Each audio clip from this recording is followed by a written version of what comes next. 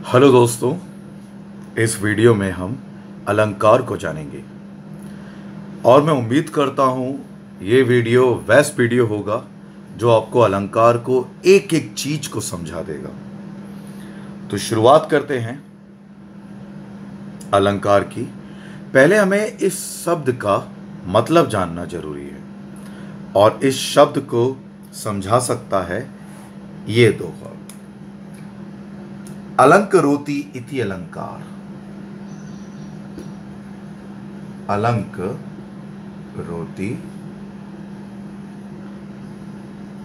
इति अलंकार।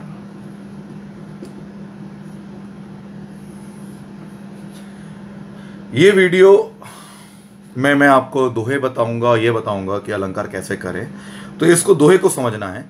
अलंकरोति इति अलंकारः। चाहे ट्यूबलाइट आ रही होगी आपको, तो मैं थोड़ा सा चेंज कर देता हूं।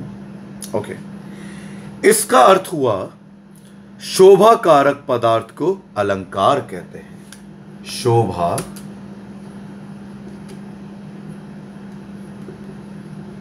कारक पदार्थ,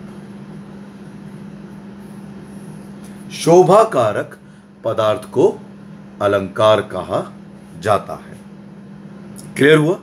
जैसे हम आभूषण पहनते हैं सजने के लिए, ऐसे ही जो साहित्यकार होते हैं, कवि होते हैं, वो काव्यों की रचना करने में अलंकार रूपी गहने का प्रयोग करते हैं। अलंकार रूपी गहने का प्रयोग करते हैं। समझ में आया? अब हम डायमंड पहनते हैं, सोना पहनते हैं, ऐसे ही उनके भी डायमंड और सोना अलग अलग होते हैं ना। गोल्ड अलग होता है, डायमंड अलग होता है। इसी प्रकार रचना करने में वो डायमंड के रूप में तो शब्द लेते हैं और सोने के रूप में अर्थ लेते हैं। शब्दगत और अर्थगत। तो मैं बहुत अच्छी तरह से समझा रहा हूं। शब्दगत और अर्थगत। डायमंड हो गया शब्द, गोल्ड हो गया अर्थ। तो मतलब अलंकार एक शोभा कारक पदार्थ होता है और शब्दगत और अर्थगत तरीके से काव्य को रोचक बनाया जाता है, चमत्कार दिया जाता है। अन्य शब्दों में अगर मैं तुम्हें बताऊं तो शब्द और अर्थ की शोभा बढ़ाने वाले धर्म को अलंकार कहते हैं। मतलब धर्म किसे कहते हैं? जिस गुण के द्वारा उपमेय तथा उपमान में समानता स्थापित की जाए। उपमेय, उपमेय और उपमान। उपमेय और उपमान में समानता स्थापित की जाए, ठीक है, उसी को अलंकार कहा जाता है। अब कंफ्यूज हो गए? उपमेय उपमान क्या होता है? जैसे चंद्रमुखी, उपमान वो जिससे तुलना की जा रही है। चंद्रमुखी अगर मैं बोलूं तो चंद्र क्या है? उपमान, और मुख उपमेय जिसकी तुलना की जा रही है। चंद्रमुखी उपमान और उपमेय में शब्द बैठा दिया जाए तो इसे कहते हैं हम अलंकार। इन दोनों में संबंध बता दिया गया। चंद्र जैसा मुख अलंकार, उपमान चंद्र जिससे तुलना की जा रही है, उपमेय वो वस्तु जिसकी तुलना की जा रही है। तो चलिए आगे बढ़ते हैं। तो अलंकार आपको समझ में आया होगा। अलंकरोति इतः अलंकारः। इसको मिटाता हूं मैं।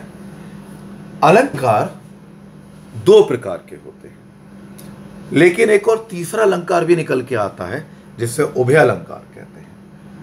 अलंकार के दो विभाजन होते हैं। एक होता है शब्दालंकार और एक होता है अर्थालंकार। शब्दालंकार और अर्थालंकार मैंने बताया ना।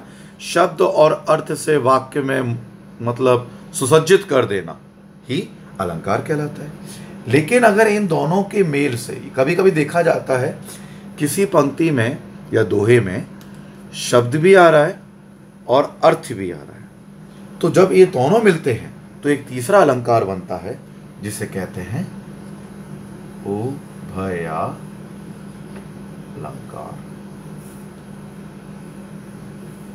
उभयालंकार, तीसरे का प्रयोग। चलिए तो आगे बात करते हैं। शब्दालंकार मुख्य 3 होते हैं, अर्थालंकार अनगिनत होते हैं। अगर हम अर्थालंकार को देखें तो लगभग 644 के आसपास अर्थालंकार पाए जाएंगे। तो हम इसमें से मुख्य करेंगे इसको और शब्दालंकार करेंगे। तो शब्दालंकार में आते हैं। पहले शब्दालंकार 3 होते हैं बेटा, आपको दिख रहा होगा। शब्दालंकार में अनुप्रास आता है, यमक आता है और श्लेष आता है। शब्दालंकार में अनुप्रास आता है, यमक आता है और श्लेष आता है। ठीक है। अर्थालंकार में तो अनगिनत है, तो पहले उनके बारे में बाद में बात करेंगे। पहले हम इनके बारे में बात करते हैं, जिससे आपको कॉन्सेप्ट क्लियर होता चला जाएगा। तो शब्दालंकार से बात करूं तो जहां केवल शब्दों से चमत्कार उत्पन्न किया जाता है उन्हें शब्दालंकार कहते हैं। जहां केवल शब्दों से चमत्कार उत्पन्न किया जाता है उसे क्या कहते हैं? शब्दालंकार कहते हैं। तो पहले अनुप्रास अलंकार को हम जानेंगे। अनुप्रास अलंकार होता क्या है, उसके लिए मैं इसको मिटा देता हूं।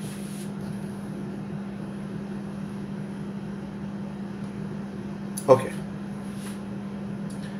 तो अनुप्रास अलंकार बहुत साधारण है समझना, लेकिन जब इनके 3 रूप होते हैं, जैसे छेकानुप्रास, वृत्तानुप्रास और लटानुप्रास, इसमें बच्चे कंफ्यूज होते हैं, तो हमें उस पर ज़्यादा ध्यान देना होगा। तो पहली बात है कि ये अनुप्रास होता क्या है। देखो, अनुप्रास में क्या होता है, जो वर्ण होते हैं उनकी बार बार आवृत्ति होती है। वर्णों की बार बार आवृत्ति होती है। तो आप आराम से पहचान सकते हैं कि ये अनुप्रास अलंकार हो सकता है। जैसे मैं यहां पर दोहा लिखूंगा, तो चलो मैं आपके लिए दोहा लिख देता हूं, जिससे आपको बहुत अच्छे से समझ में आ जाएगा। मुदित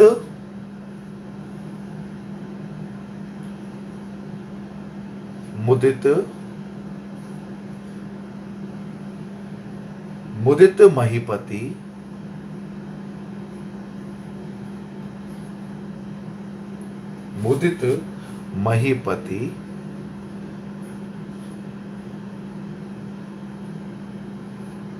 मंदिर आए। थोड़ा छोटा बोर्ड है, लिखना पॉसिबल नहीं हो पाता है। मुदित महीपति मंदिर आए, सेवक सचिव सुमंत बुलाए। सेवक सचिव सुमंत बुलाए।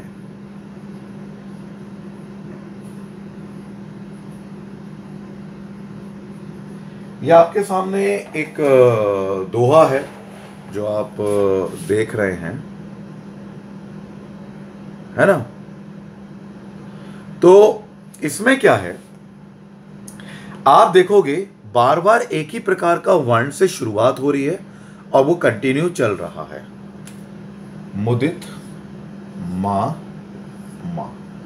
से स। हाँ या ना, स्वर अलग हैं। ऊ है, आ है, ए है, आ है, ऊ है, लेकिन जब एक ही प्रकार के वर्णों की आवृत्ति बार बार हो रही है उसे हम अनुप्रास अलंकार कहते हैं। अब आप देखो आराम से, इस चौपाई में पूर्वार्ध में मां है और उत्तरवार्ध में 3 बार सा है। 1 बार, 2 बार, ये 1 बार, ये 2 बार, ये 3 बार, मतलब 1 बार 3 बार माँ है और 3 बार सा है। तो आप आराम से पहचान सकते हो ये अनुप्रास अलंकार है। जैसे एक और ले सकते हो दोहा, मैं बोल देता हूँ, लिखने में टाइम के लोगा, क्योंकि मुझे मेमोरी का भी ध्यान रखना, ज़्यादा बड़ा वीडियो ना बने। एक दोहा है, सो सुख सुजस सुलभ मोहि स्वामी, सो सुख सुजस सुलभ मोहि स्वामी। सा की आवृत्ति बार बार, मतलब 5 बार हुई है। सो, सुख, सुजस, सु, सुलभ, सु, स्वामी, 5 बार हुई है। तो पर स्वरों का मेल अलग अलग है। सुख, सुजब, सुलभ केवल 3 बार है।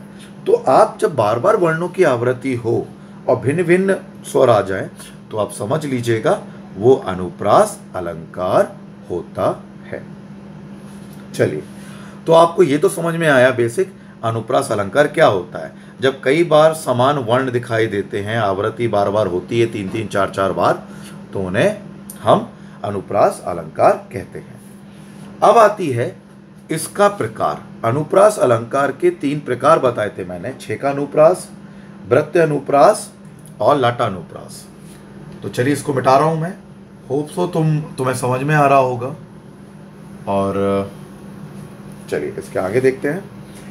अनुप्रास अलंकार के 3 प्रकार। पहला छेका अनुप्रास,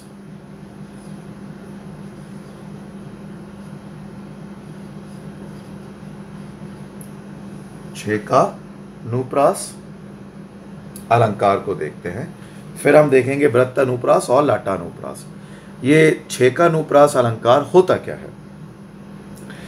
इस अलंकार में आप परिभाषा जरूर लिख लीजिएगा और बड़े आराम समझ में आ जाएगा।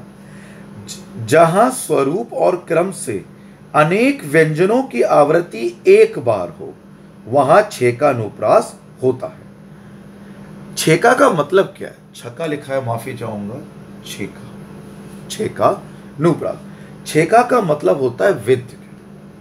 इसका अगर मतलब बताऊं तो इसका मतलब होता है विद, विद मतलब होता है चतुर, विद्वान व्यक्ति। विद्वान व्यक्ति घुमा फिराने के लिए छेका अनुप्रास अलंकार का प्रयोग करता है। तो इसको समझने के लिए क्या होता है, इसमें जो व्यंजन वर्ण होते हैं, व्यंजन वर्ण मतलब वो सारे का, खा, जो भी हैं, जो भी व्यंजन वर्ण होते हैं उसी क्रम में प्रयोग होता है, ना कि अलग अलग होता है। रस को हम सर नहीं लिखेंगे, ये छेका अनुप्रास नहीं है, ये गलत हो जाएगा। परेशान मत हो, अनुप्रास समझ में आ गया था ना। मा, मा, मा, सा, सा, सा, इसका भी वैसे ही प्रयोग होता है। लेकिन अगर इसको पलट के हम प्रयोग करेंगे तो वो गलत हो जाएगा। व्यंजन वर्ण का प्रयोग उसी क्रम में किया जाता है, ठीक है ना। सर सर में वर्णों की आवृत्ति उसी क्रम में स्वरूप होगी, अतः छेका अनुप्रास अलंकार होगा। है वही अनुप्रास, बार बार वर्णों की आवृत्ति आना, उनके रूप अलग अलग बदल दिए हैं। जैसे ही वदऊ गुरु पद पदुम परागा, सुरुचि सुबास सरस अनुरागा। अब इसमें देखो, यहां अनेक व्यंजन है, यहां व्यंजनों की बात हो रही है, वहां स्वरों की बात हो रही थी, व्यंजन की बात हो रही है। वदऊ आप लिखना चाहो तो लिख सकते हैं स्टूडेंट्स। वदऊ गुरु पद पदुम परागा, सुरुचि सुबास सरस अनुरागा। यहां अनेक प्रकार के व्यंजन है, जैसे पद, पा, पदुम में क्या है, पद, सुरुचि में क्या है, सर की सुर बार बार आवृत्ति हुई है। देखो पा, पा, पा, सु, सा, सा, ये व्यंजन घूमे नहीं घूमे, यानी व्यंजनों की बार बार आवृत्ति अगर हो रही है उसी क्रम में, उसे छेका अनुप्रास अलंकार कहते हैं। वही क्रम है जो मैंने अनुप्रास समझाया था, बार बार आना, उन्हें छेका अनुप्रास अलंकार कहते हैं। यहां पे व्यंजनों की बार बार आवृत्ति आपको दिखाई देगी। क्लियर हो गया? ओके, अब हम आगे करते हैं लाटा अनुप्रास अलंकार। ये शब्द अलंकार की ही बात कर रहा हूं मैं, इसे मिटा देता हूं। अभी हमारा अनुप्रास ही चल रहा है, ठीक है ना। अब कंफ्यूज मत होना, अभी हम आगे नहीं बढ़े हैं कि आपको लगे कि हम आगे बढ़ गए। अब आता है दूसरा लाटा अनुप्रास अलंकार। लाटा अनुप्रास अलंकार। ये अनुप्रास के ही हैं, भाग हैं बेटा, लाटानुप्रास अलंकार। ओके, तो लाटानुप्रास अलंकार होता क्या है, आराम से समझना। इसमें भी क्या होता है कि एक ही शब्द होता है और वो कई बार आता है। पंकज, पंकज, कंफ्यूज मत होना, यमक में भी एक ही शब्द कई बार आता है, कंफ्यूज मत होना, आराम से समझो। उसमें यमक अलंकार अभी मैं पढ़ाऊंगा, उसमें शब्द का अर्थ बदल जाता है। लाटानुप्रास में शब्द का अर्थ नहीं बदलता, लेकिन उसकी विशेषता बदलती है। हाँ जी, विशेषता बदलती है। देखो, एक पंकज का मतलब होता है कमल। क्या होता है? कमल। दूसरे में इसको बता दिया है कि जो पंकज है वो कीचड़ में खिलता है। कहां खिलता है? कीचड़ में। मतलब विशेषता विहीन, विशेषता नहीं है, विशेषता विहीन। अगर ऐसा दिया जाए तो आप समझ जाना ये लाटानुप्रास अलंकार है। पंकज, पंकज मतलब एक ही है, यमक में तो बदल जाते, तो आप कंफ्यूज मत होना। पंकज, पंकज मतलब एक ही है, पंकज, लेकिन दूसरा वही कमल की बात की जा रही है जो कीचड़ में खिलता है और वो विशेषता ही विहीन है। जैसे एक दोहा बताता हूं मैं आपको, बहुत प्यारा। पंकज तो पंकज, लिख लीजिएगा, पंकज तो पंकज, मृगांक भी है मृगांक रिप्रारी। मृगांक, मैंने दोहा बोला है, लिख लीजिएगा। पंकज तो पंकज, मृगांक भी है मृगांक री प्यारी, मिली न तेरे मुख की उपमा, देखी वसुधा सारी। अब इसमें पंकज तो पंकज दो बार प्रयोग हुआ। एक बार पंकज शब्द का मतलब है साधारण कमल, दूसरा पंकज है कीचड़, जैसे गर्हित असुंदर स्थल पे उत्पन्न होना, ये यानी विशेषता विहीन कमल। पंकज तो पंकज, मृगांक भी है मृगांक री प्यारी। मृगांक का मतलब होता है बेटा चांद, चंद्र, समझ आता है? चंद्रमा, चंद्रमा। तो एक चंद्रमा तो अच्छा वाला होता है जो हम तुलना करते हैं, एक चंद्रमा वो होता है जिसको, इसको विशेषता ही विहीन बता दिया, जिसके में दाग है, कलंक है, काले काले दाग दिखाई देते हैं, चंद्रमा भी ना बच सका।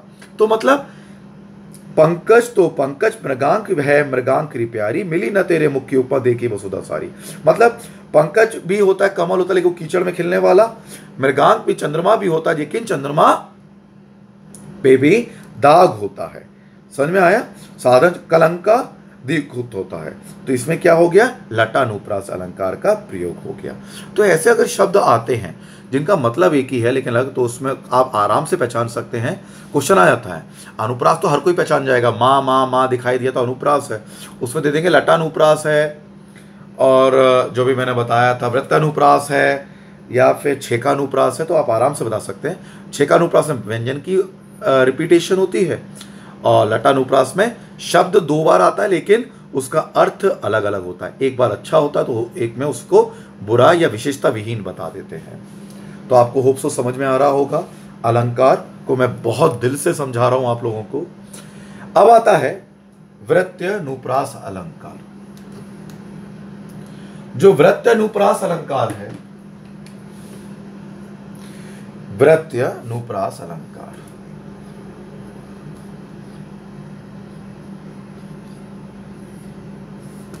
यह अनुप्रास अलंकार का तीसरा क्षेत्र आता है।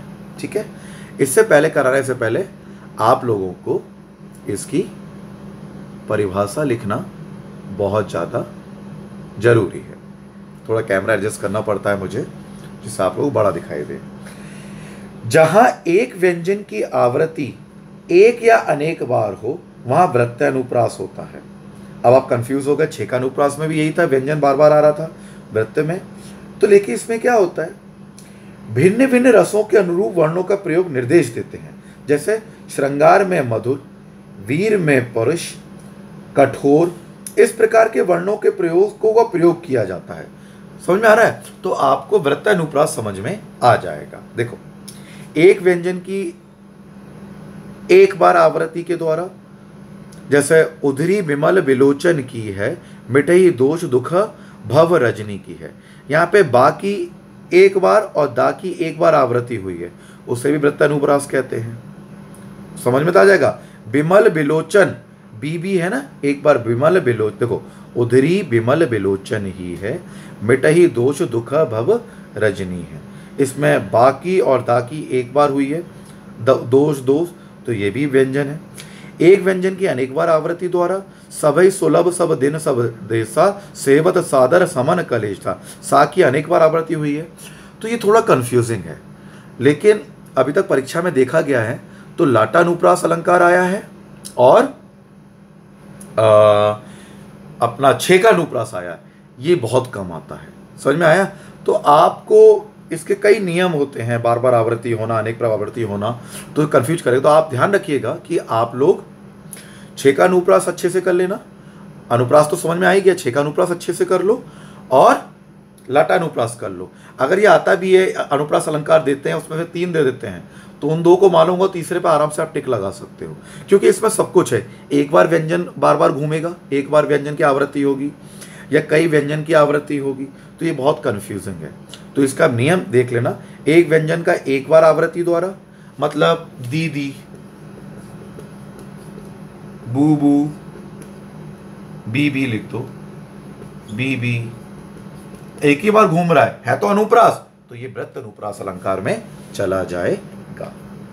चलिए, तो हमारे अनुप्रास अलंकार खत्म होता है, हम शब्द अलंकार करा रहे हैं अभी। अब हम कराते हैं उसके साथ साथ, अब दूसरा आता है शब्द अलंकार में यमक अलंकार। यमक अलंकार बहुत प्यारा अलंकार है। इसको समझने के लिए आपको क्या करना होगा, पहले समझो। यमक जो अलंकार है, इसमें एक ही शब्द 2 बार दिया जाता है, जैसे कनक, कनक। लेकिन इन दोनों के जो अर्थ हैं, अर्थ भिन्न होंगे। अर्थ क्या होंगे? भिन्न होंगे। उसमें क्या था, अगर कनक सोना है तो वो भी सोना है, सोना चोरी हो जाएगा, अपन ने जो किया था लटानुप्रास में। लेकिन इसमें कनक का नाम मतलब ही बदल गया। तो जब एक ही शब्द 2 या 2 से ज्यादा बार आ रहा हो, लेकिन उसका अर्थ विभिन्न आ रहा हो, अलग अलग, उसे यमक अलंकार कहते हैं। जैसे एक दोहा आप लिख सकते हैं, बहुत अच्छा दोहा है, धतूरे वाला था, मुझे याद नहीं आ रहा है क्योंकि मैं तुम्हें किताब से लेके नहीं पढ़ा था। यमक अलंकार होता है, हाँ आया, जो हमारी 8वीं कक्षा में था।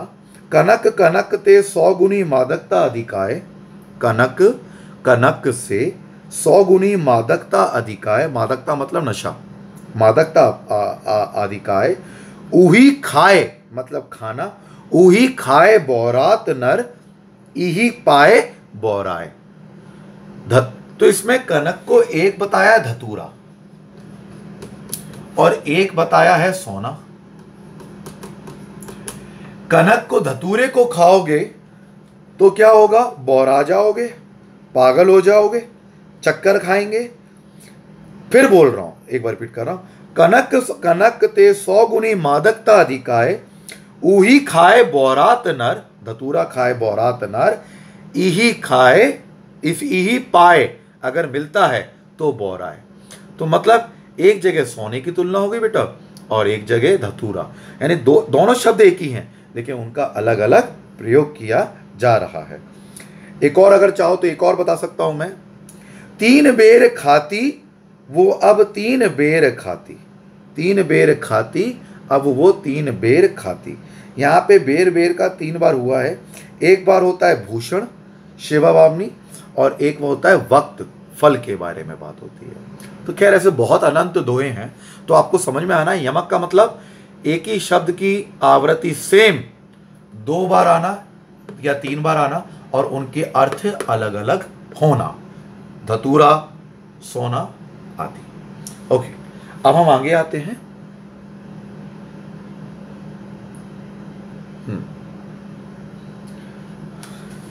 अब आता है हमारा शब्द अलंकार का आखिरी अलंकार, जिसे हम कहते हैं श्लेष अलंकार। श्लेष अलंकार। पहली बात तो बताना चाहूंगा, श्लेष का मतलब होता है चिपका हुआ, चिपका हुआ, ठीक है। इस अलंकार में जो शब्द विशेष होते हैं उसके कई अर्थ होते हैं। इसमें क्या होगा, साधारण भाषा समझो, एक शब्द दे देंगे पानी और इसके कई अर्थ होंगे, तो आप समझ जाओगे कि ये श्लेष अलंकार है। बहुत साधारण भाषा समझा रहा हूं, जो बिल्कुल भी हिंदी नहीं जानते उनको भी समझ में आ जाएगा। कोई दोहा देंगे, दोहे में पानी दे देंगे या फिर कुछ भी दे देंगे, मतलब सोना दे देंगे, सुवर्ण जैसे दे कुछ भी दे देंगे, तो पानी, उसके बाद कॉमा कॉमा कॉमा, मतलब पानी को 3 अर्थों में बताया गया है। जब ऐसा दिखाई दे समझ लो श्लेष अलंकार है। मतलब एक पंक्ति में, दोहे में एक शब्द दे देंगे, ठीक है, और उसके अर्थ अलग अलग होंगे, उसे हम श्लेष अलंकार कहते हैं। तो एक देखो, जैसे बताऊं मैं, एक दोहा नोट कर लो, लिखूंगा तो टाइम बर्बाद होगा और वीडियो बहुत लंबी हो जाएगी, 1 GB से ज़्यादा चली जाएगी, जिससे आप डाउनलोड नहीं कर पाएंगे। तो आप लिखिए, चरण धरत चिंता करत, चरण धरत चिंता करत, भावत नींद न शोर, भावत नींद न शोर, सुवर्ण को ढूरत फिरत। सुवर्ण, इसमें सुवर्ण, सुवर्ण, सुवर्ण को ढूरत फिरत, कवि कामी और चोर। सुवर्ण को ढूरत फिरत ऐसे लिखा आएगा, कवि कामी और चोर। अब एक शब्द है, तुम्हें समझ में आ जाएगा, उसके सामने ही वो लिखा हुआ आ रहा है, सुवर्ण को ढूरत फिरत, कवि कामी चोर।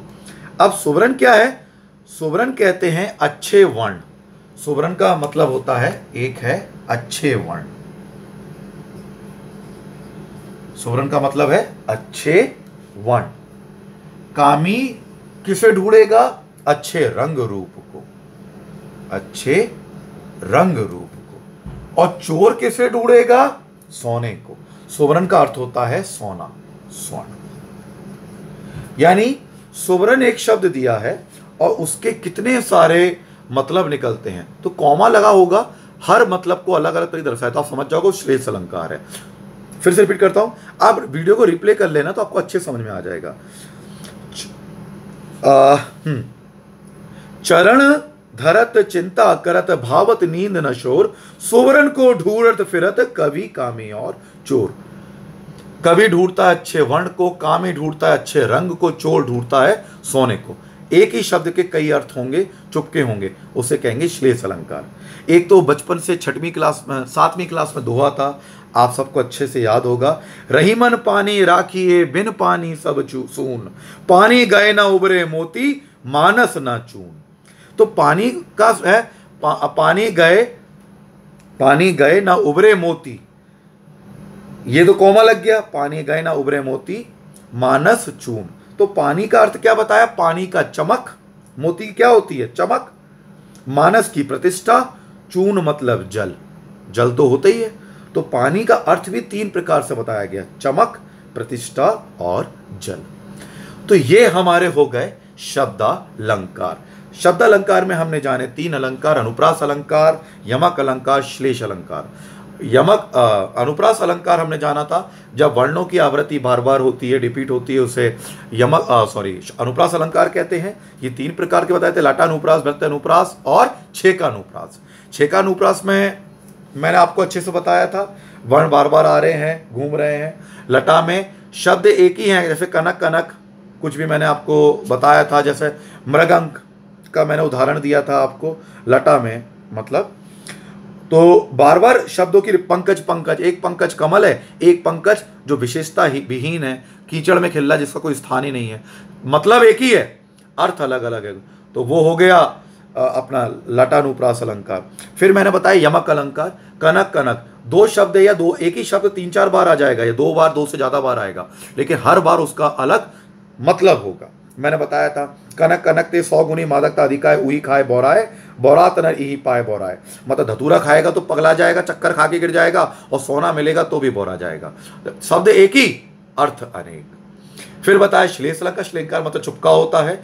एक शब्द दे देंगे, उसके सामने कौमे कौमा लगे होंगे, आराम से पहचान सकते हो उस एक शब्द का अर्थ बहुत होगा। जैसे सुवर्ण तुम्हारे सामने लिखा हुआ है, सुवर्ण का मतलब होता है कभी कामी चोर। ये मैंने शब्द बताया, सुवर्ण को ढूंढत फिरत कभी कामी चोर। सुवर्ण अच्छे वर्ण, कभी अच्छे शब्द ढूंढता है, कामी अच्छा रंग रूप देखता है, चोर स्वर्ण ढूंढता है। तो एक शब्द के अलग अलग होंगे तो आप पहचान सकते हो कि ये किस प्रकार होता है। तो दोस्तों मैं कंटिन्यू वीडियो डाल रहा हूँ, वीडियो बहुत लंबा होता है तो हमारा नेटवर्क पे स्पीड पे डिपेंड करता है, तो टाइम लग रहा है। हमें कोऑपरेट करें, कोऑर्डिनेट करें, और आपको सारी अच्छी अच्छी हिंदी की वीडियो मैं करा दूंगा। मेरी वीडियो जो रहेंगी वो करीब 12 लेक्चर्स हैं, पूरी हिंदी समेट दूंगा उसके अंदर। धन्यवाद।